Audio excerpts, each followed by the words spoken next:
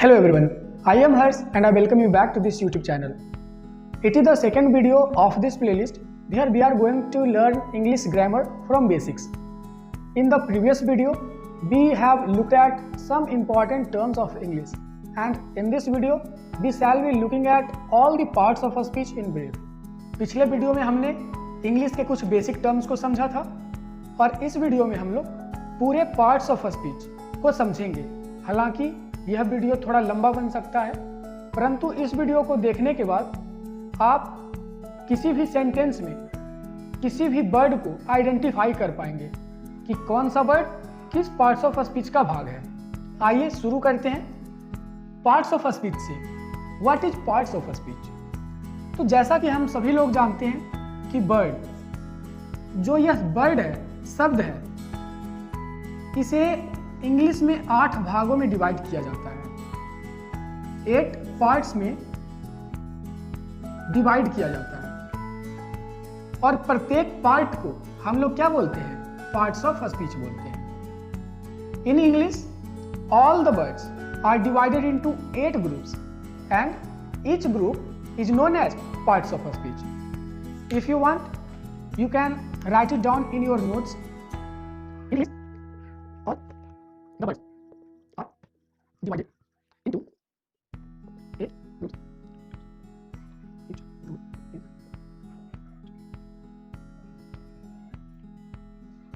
In English, all the words are divided into 8 groups and each group is known as a part of a speech.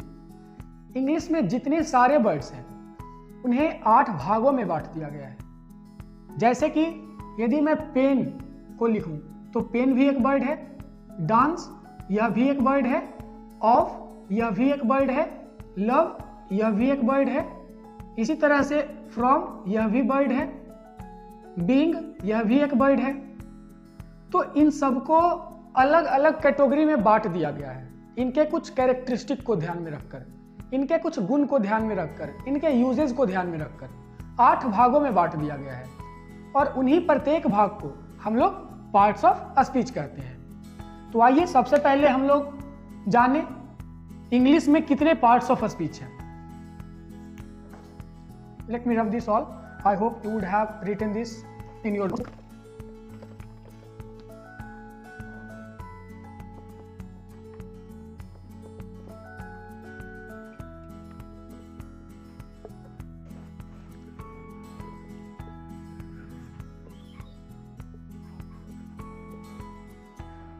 ये हमारे parts of speech हैं।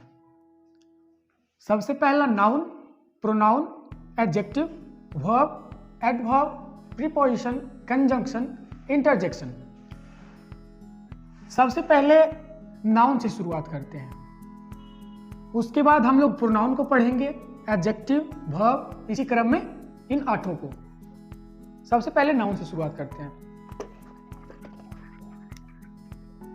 हम लोग बचपन से ही सीखते आ रहे हैं, किसी भी व्यक्ति, वस्तु, स्थान एवं अवस्था के नाम को क्या कहते हैं? नाउन कहते हैं। अर्थात किसी भी नाम को क्या कहते हैं? नाउन कहते हैं। आप यहां पे नोट भी कर सकते हैं। Name of a person, place, thing और state is known as noun. Name of a person, place, thing और a state is known as noun. यहां पर स्टेट का मतलब राज्य से ना होकर अवस्था से है। अवस्था जैसे कि हमारी खुश होने की अवस्था, सैडनेस की अवस्था, हैप्पीनेस की अवस्था, दोस्ती इत्यादि, इन सब से है। इन सब के नाम को भी क्या कहते हैं? नाउन कहते हैं। उदाहरण जैसे कि एग्जाम्पल की यदि बात की जाए तो name of a person, person के नाम, जैसे कि JL नेहरू, जवाहरलाल नेहरू। यहां पे एक बात और आप नोट कर सकते हैं, यहां पर जो पहले लगा हुआ है JL शॉर्ट फॉर्म में, इसे हम लोग बोलते हैं इनिशियल। इसे क्या बोलते हैं? Initial, INITIAL। ठीक है। अब अगला उदाहरण जैसे कि राम, जैसे कि आरिफ, जैसे कि महात्मा गांधी, सुषमा स्वराज, इंदिरा गांधी या फिर निर्मला सीतारमण इत्यादि। यह क्या हुआ? नाउन। उसी प्रकार से प्लेस, जैसे प्लेस के नाम, उदाहरण में कोई विलेज का भी नाम हो सकता है, village, city, Patna, Delhi, UP, America, home etcetera. ये सब किसी प्लेस का नाम है। हम लोग जहां रहते हैं उसे हम लोग क्या कहते हैं? होम कहते हैं। हम जिस रीजन में रहते हैं उसे क्या कहते हैं? विलेज भी कहते हैं, सिटी भी कहते हैं। ये सब एक नाम है, तो क्या कहलाएगा? नाउन कहलाएगा। उसी प्रकार से थिंग, किसी भी वस्तु को, जैसे कि कलम, जैसे कि यह बोर्ड, जैसे कि कैमरा इत्यादि, ये सब क्या कहलाएंगे? नाउन कहलाएंगे। अब स्टेट समझते हैं। स्टेट, अवस्था, जैसे कि फ्रेंडशिप, जैसे कि लीडरशिप, जैसे कि सैडनेस, बोर्डम। बोर्डम कहते हैं जैसे हम लोग बोर हो जाते हैं, BORE, बोर हो जाते हैं, नहीं बोलते हम लोग कि ये काम करते करते हम लोग बोर हो गए, तो उस अवस्था को क्या कहते हैं? उस अवस्था को कहते हैं बोर्डम, बोर्डम की स्थिति। तो यह भी क्या है? नाउन है। इन सब नाम को क्या बोलते हैं? नाउन। यहां तक समझने में कोई प्रॉब्लम नहीं हुई होगी। Late me rub this all. If you want you can note this all in your notebook.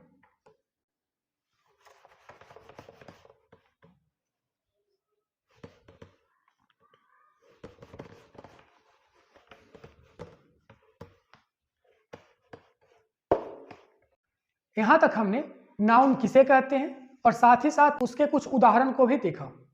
अब समझते हैं कि नाउन का प्रयोग कहां कहां किया जा सकता है।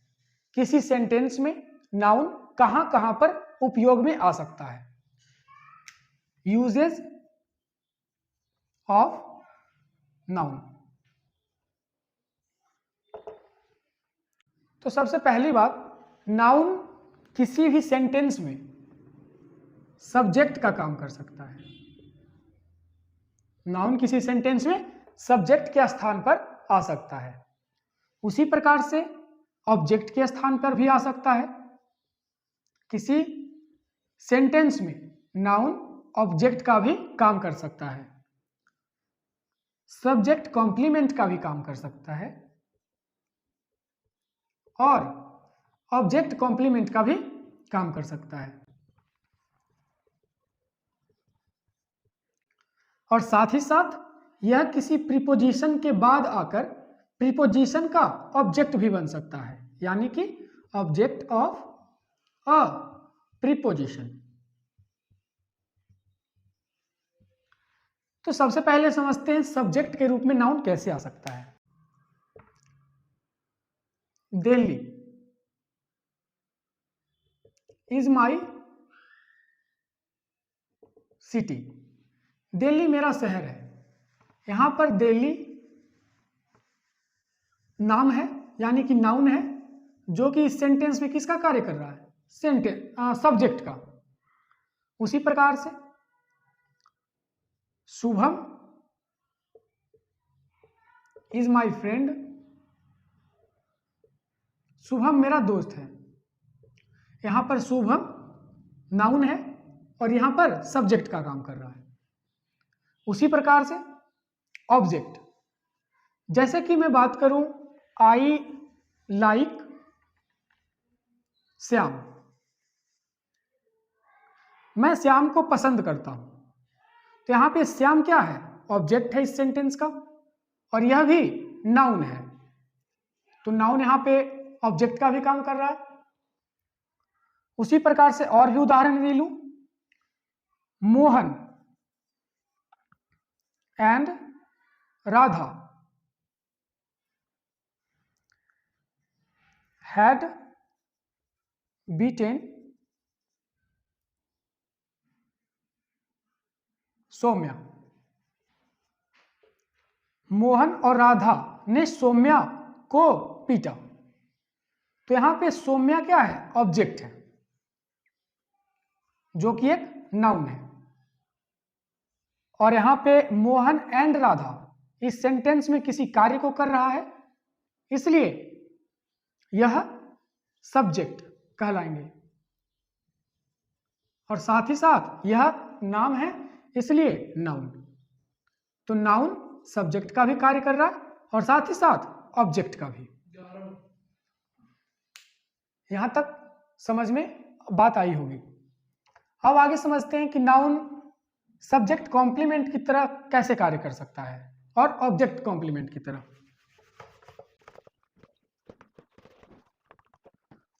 Subject complement. कॉम्प्लीमेंट कंप्लीट शब्द से बना है। कंप्लीट का अर्थ क्या होता है? पूरा करना, पूरा करना।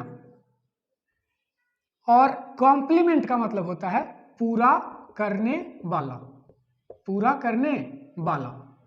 अर्थात यहां पर सब्जेक्ट कॉम्प्लीमेंट का मतलब सब्जेक्ट को पूरा करने वाला या सब्जेक्ट के बारे में विशेष जानकारी देने वाला। किसी भी सेंटेंस में सब्जेक्ट के बारे में डिस्क्राइब करने वाला, सब्जेक्ट के बारे में अधिक जानकारी देकर इसे पूरा करने वाला क्या कहलाएगा? Subject complement. एक उदाहरण से इसे समझते हैं, जैसे कि आई एम अ टीचर, मैं एक शिक्षक हूं। तो यहां पे आई सब्जेक्ट है, क्योंकि आई के बारे में यहां पे कुछ जानकारी दी जा रही है सेंटेंस में। और आई को यहां पे पूरा कौन कर रहा है? ए टीचर, टीचर कर रहा है। तो इसलिए यहां पे इस सेंटेंस में सब्जेक्ट कॉम्प्लीमेंट कौन सा हो जाएगा? टीचर, जो कि सब्जेक्ट को पूरा कर रहा है, सब्जेक्ट कॉम्प्लीमेंट। उसी तरह से वी आर डॉक्टर्स, तो यहां पे डॉक्टर्स क्या हो जाएंगे? Subject complement. Radha and Mohan and Shyam were school teachers, तो यहां पे स्कूल टीचर्स क्या हो जाएंगे? Subject complement. तो सब्जेक्ट कॉम्प्लीमेंट को समझने में यहां तक दिक्कत नहीं हुई होगी। अब समझते हैं ऑब्जेक्ट कॉम्प्लीमेंट।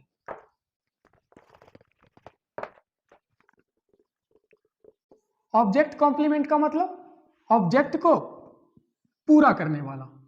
किसी भी सेंटेंस में ऑब्जेक्ट के बारे में विस्तृत जानकारी देने वाला, उसे क्या कहेंगे? Object complement. जैसे I elected Ram president. I elected Ram president, मैंने राम को इलेक्ट किया। किस लिए इलेक्ट किया? तो एज अ प्रेसिडेंट इलेक्ट किया। क्लास का या फिर किसी भी पार्टी का हमने क्या इलेक्ट किया? प्रेसिडेंट इलेक्ट किया। तो यहां पे राम के बारे में, जो कि इस सेंटेंस का ऑब्जेक्ट है, इसके बारे में मोर इंफॉर्मेशन कौन दे रहा? यह प्रेसिडेंट। यह इसे पूरा कर रहा है, राम के बारे में, ऑब्जेक्ट के बारे में बतला रहा है। इसलिए यहां पर प्रेसिडेंट क्या हो जाएगा? ऑब्जेक्ट को पूरा करने वाला, अर्थात ऑब्जेक्ट कॉम्प्लीमेंट। यहां तक ऑब्जेक्ट कॉम्प्लीमेंट भी आपको समझ में आ गई होगी। अब आगे समझते हैं preposition, object of a preposition. Preposition के ऑब्जेक्ट के रूप में नाउन किस तरह से कार्य करता है।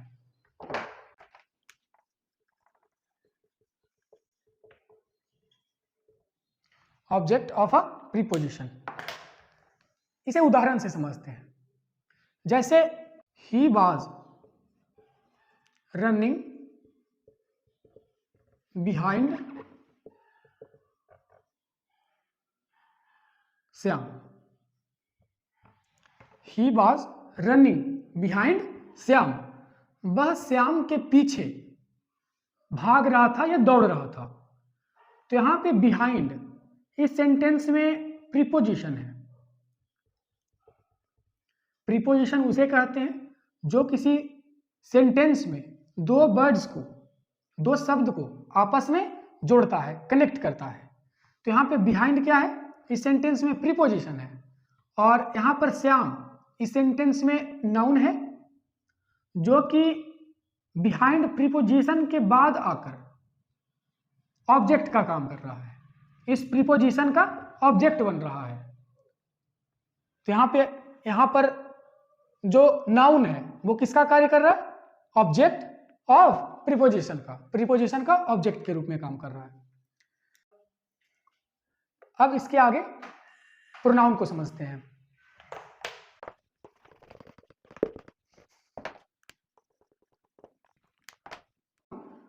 Pronoun is a word used at the place of noun. Pronoun वह शब्द होता है जो नाउन के स्थान पर आकर उस नाउन का कार्य करता है।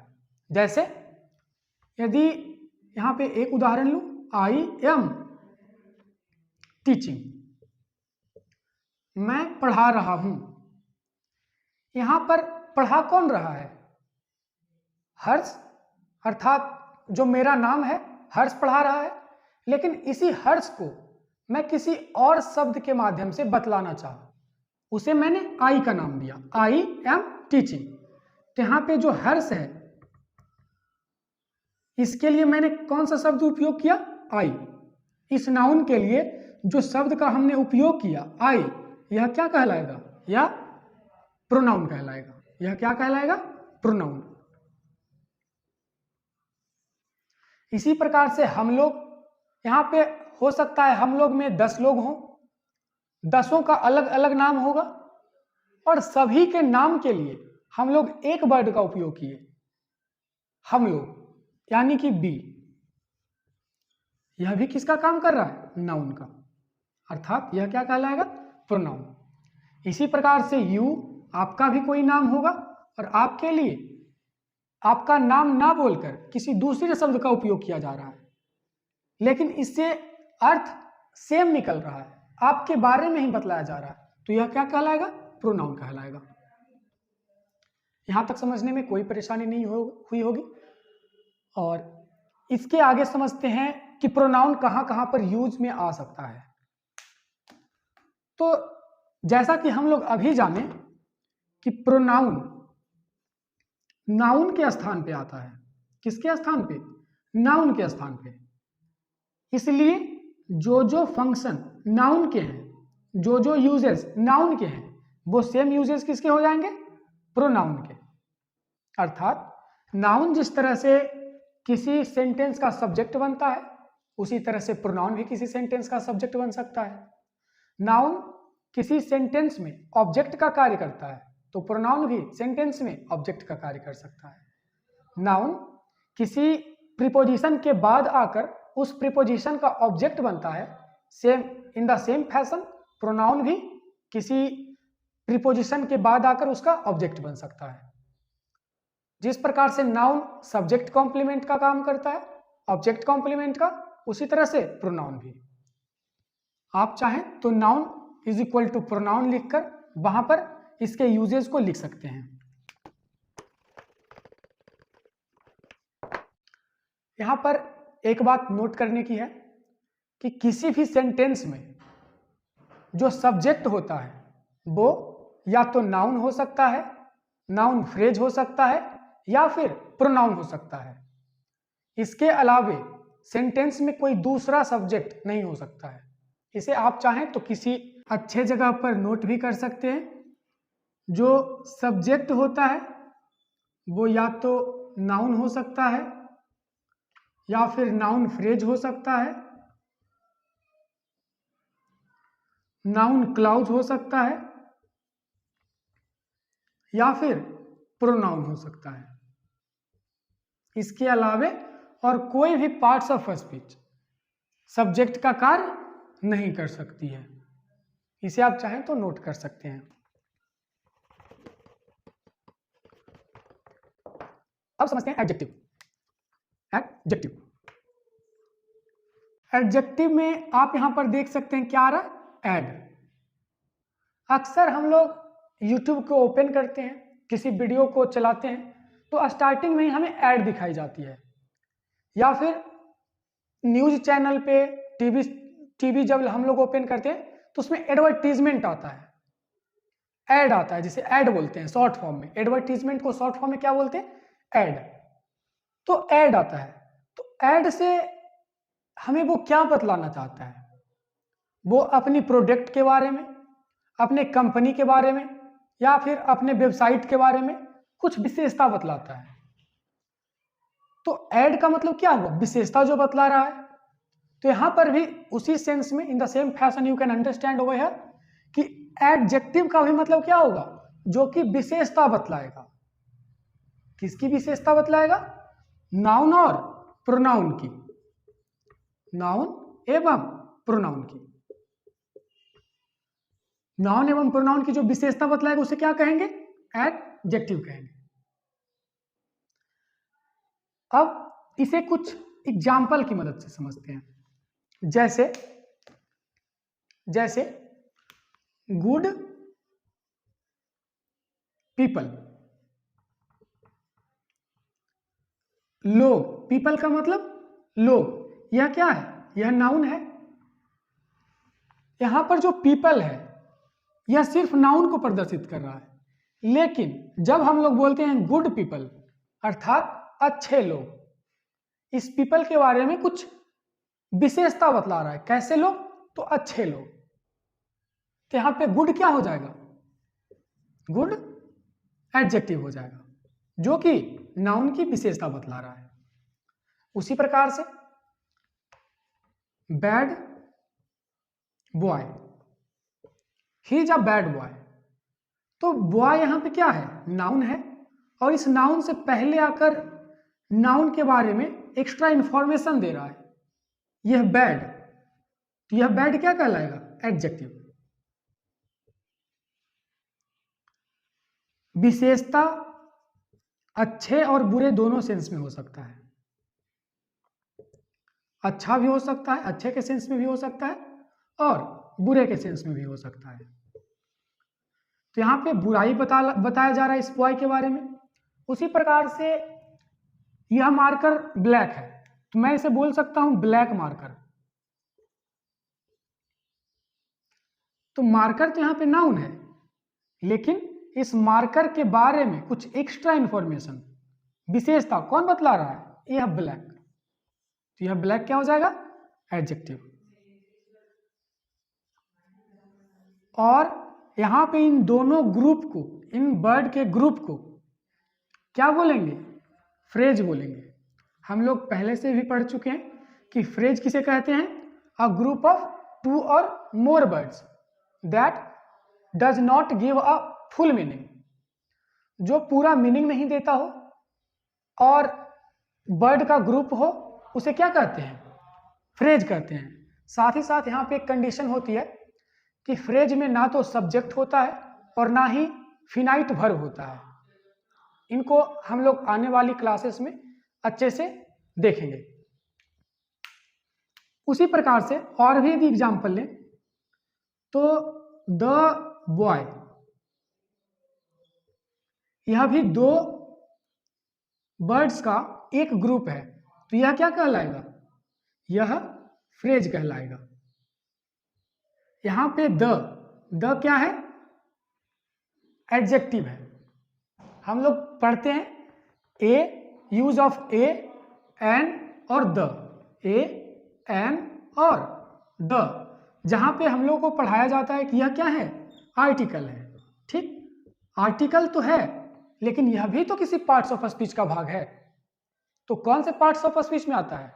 यह आता है एडजेक्टिव में, जहां ए और एन को हम लोग इंडिफिनिट आर्टिकल कहते हैं और द को डिफिनिट।